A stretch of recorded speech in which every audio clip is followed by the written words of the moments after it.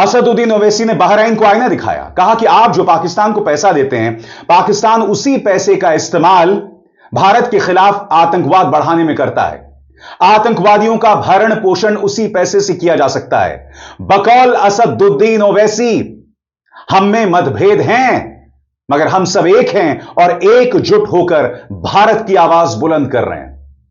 ओवैसी ने अपनी बात अंग्रेजी में कही मगर उसका हिंदी में अनुवाद मैं आपको दिखाता चलूंगा।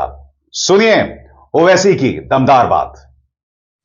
So now I think so there is unanimity in our country, irrespective of whatever political affiliations we belong to.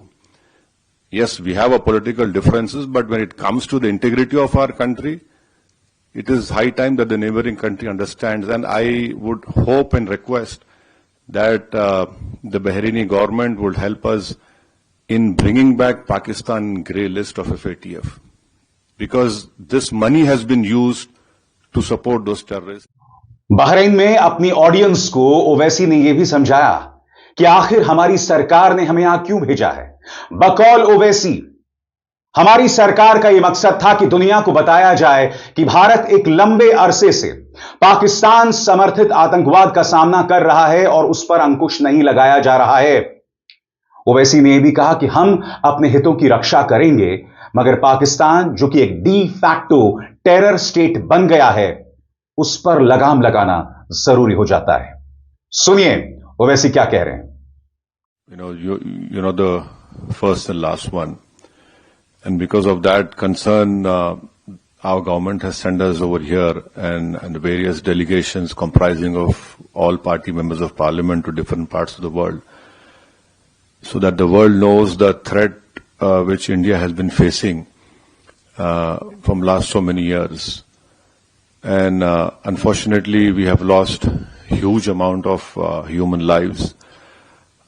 Innocent people have been killed. And the fact of the matter is that this problem emanates from Pakistan only. Unless and until Pakistan stops promoting, aiding, sponsoring all these terrorist groups, this issue will not go away. And India has exercised utmost restraint in dealing with this problem.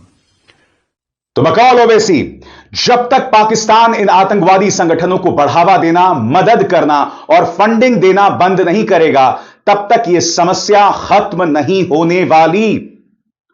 और ओवैसी ने इन्हीं लफ्जों में पाकिस्तान को चेतावनी दे डाली। कहा कि अगर पाकिस्तान यह सोच रहा है कि वो बार बार ऐसे आतंकवादी हमले करता रहेगा और उसे कीमत नहीं चुकानी पड़ेगी, तो वो गलत फहमी में है, क्योंकि अब सरकार उसे बर्दाश्त नहीं करने वाली है और अगला आतंकवादी हमला पाकिस्तान के लिए एक बहुत बुरी खबर लेकर आएगा। सुनिए ओवैसी को अपने चिर परिचित अंदाज में।